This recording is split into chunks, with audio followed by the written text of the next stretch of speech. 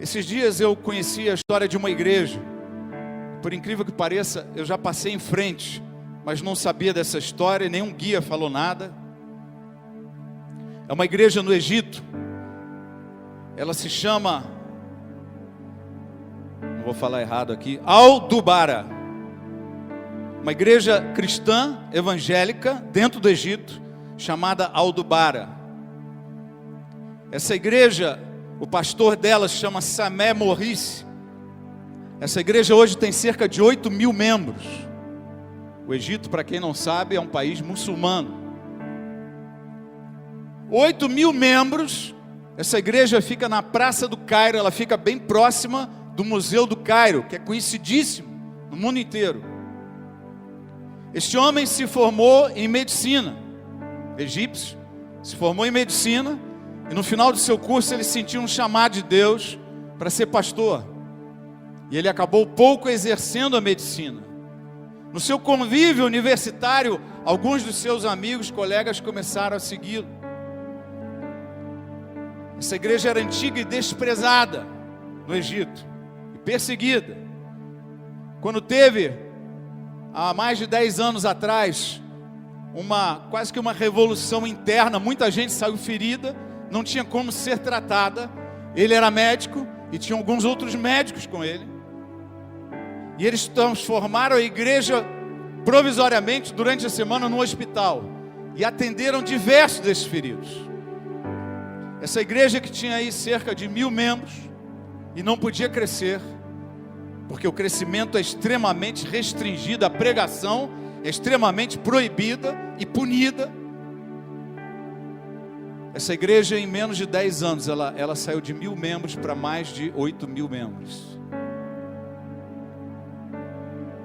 Quando as pessoas são batizadas nesta igreja, eles têm que fazer uma profissão de fé antes dos pastores concordarem em batizar. E na profissão de fé eles perguntam assim: você sabe que ao tomar essa decisão e entrar nessas águas, você pode ser rejeitado, expulso ou até morto pela sua família? E a pessoa tem que dizer: sei. Você sabe que ao tomar essa decisão você corre o risco de ser perseguido e até ser morto e preso nas ruas? E a pessoa diz: sei. E em função disso eles batizam. E eu soube de um testemunho recente dessa igreja. Um rapaz se converteu, de uma família muçulmana, egípcia. Ele se converteu, teve uma decisão radical, foi batizado sem os pais saberem. Quando ele chegou em casa, vários irmãos e irmãs, né, porque Allah gosta de produtividade, né, a gente já ouviu isso na mídia e tal, então um monte de irmãos e irmãs. A primeira coisa que ele recebeu, quando conversou com os pais e com a família, que tinha abandonado a sua religião muçulmana e adotado Jesus Cristo como Senhor, foi uma bela de uma surra. O couro comeu em casa. Depois começaram as retaliações. Ele poderia até ter saído de casa, mas ele perseverou em casa. Retaliações de todo tipo. Durante mais de um mês, ele sofreu na mão dos seus parentes, familiares. Eu fico pensando o amor desse rapaz pela sua família. Estamos falando de amargura. Quantos de nós, por qualquer besteirinha, brigamos com os pais? Quantos de nós perdemos a paz por qualquer discussão dentro de casa? Quantos de nós esfriamos um casamento por lixo? Quantos de nós guardamos amarguras pelas coisas mais infantis dentro da casa de Deus, ou no trabalho, na esquina? Quantos de nós desistimos de lutar pela família, por coisas mínimas. Ouvindo um testemunho desse, queridos, dá a impressão que nós não somos convertidos. Ouvindo um testemunho desse, vendo e vivendo numa igreja as dificuldades. Se fosse só a igreja que tivesse esse problema aqui, esse problema é mundial. Até da igreja lá mundial, né, tem esse problema. Esse problema é universal. Esse problema está em todas as igrejas. Nós vivemos nos nossos confortos pessoais. Nós vivemos na nossa falta de compromisso. Assumimos um cristianismo que não é cristianismo. Assumimos uma espiritualidade que não é espiritualidade. Assumimos uma vida cristã que não é cristã. Só tem aparência, tem forma, tem padrão. Mas olhando um testemunho desse, esse jovem passou um ano, aproximadamente. O pai, a mãe, os irmãos e as irmãs procuraram ele um dia. Nos leve na sua igreja. Nós queremos ouvir falar desse teu Deus. Eles foram nessa igreja, no Cairo, no centro do Cairo, no Egito. E ao final do culto, o pai, a mãe, os irmãos e as irmãs se ajoelharam no altar, entregaram a vida para Jesus.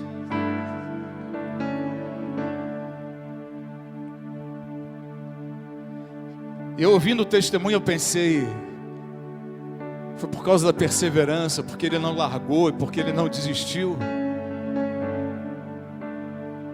São essas coisas que a gente está acostumado a viver.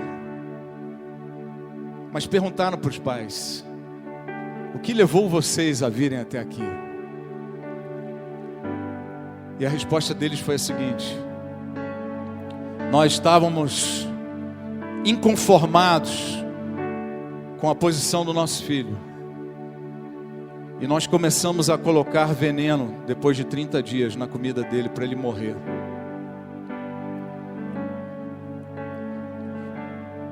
E nós envenenamos ele durante todo este ano. Nada acontecia, nós mudamos. Troca, esse veneno está vencido, bota outro, bota mais. E todo dia de manhã, ele acordava, dava bom dia. Cada bom dia era um milagre de Deus aos olhos daquela família. Como é que pode isso?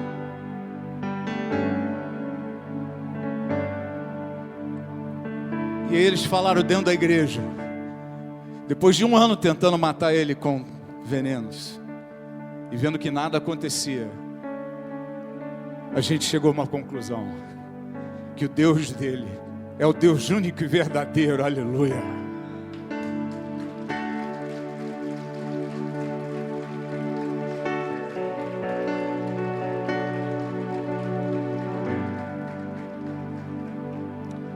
Uma outra coisa me chama a atenção, queridos,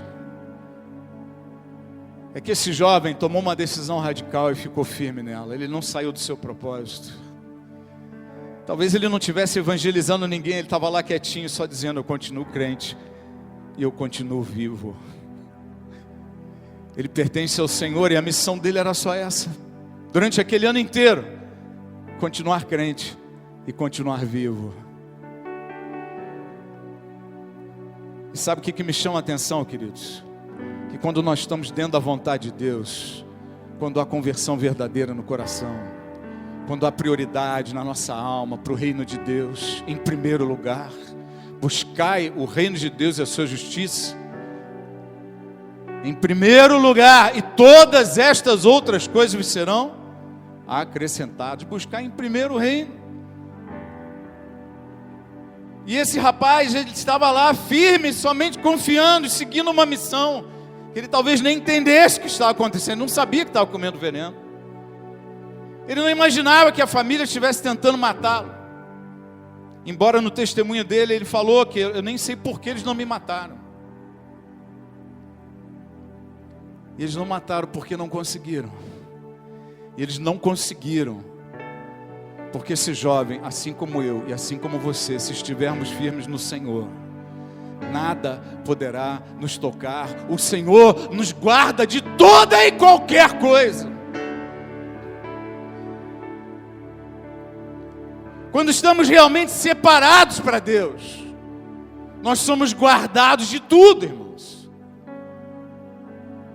Não há o que temer, não há com que se assustar.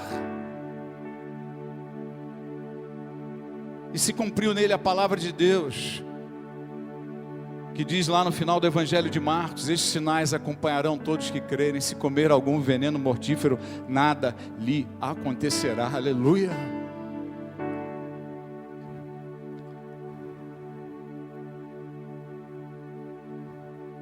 Nós precisamos largar esse cristianismo falso, de nhenhenhé, qualquer coisinha briga, qualquer coisinha não vem na igreja, qualquer coisinha desanima, qualquer coisinha desiste do casamento, qualquer coisinha desiste de buscar Deus.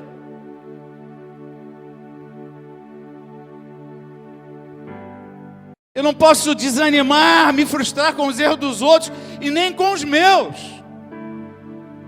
Porque às vezes a gente erra também, pisa na bola e vê, eu não tenho jeito mesmo. E quer chutar o pau da barraca. E nessa hora a gente se esquece, eu pertenço ao Senhor e não a mim.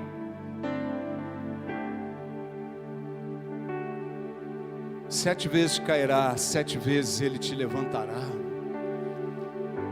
Não importa, queridos. Se o erro dos outros, se o erro é nosso, levanta o teu caminho, segue adiante, porque o Senhor é contigo. E Ele quer te levar até o final, segundo o propósito dEle na tua vida.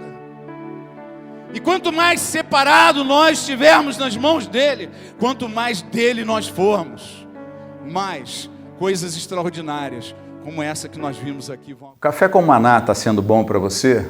Dê um like aqui, se inscreva no canal YouTube Igreja Nova Vida de Alphaville, venha curtir a nossa página no Facebook e, por último, finalmente, venha congregar conosco aos domingos, às 18 horas, venha nos visitar aqui em Alphaville, Avenida Ômega 522, nós vamos te receber muito bem, vai ser uma bênção para você.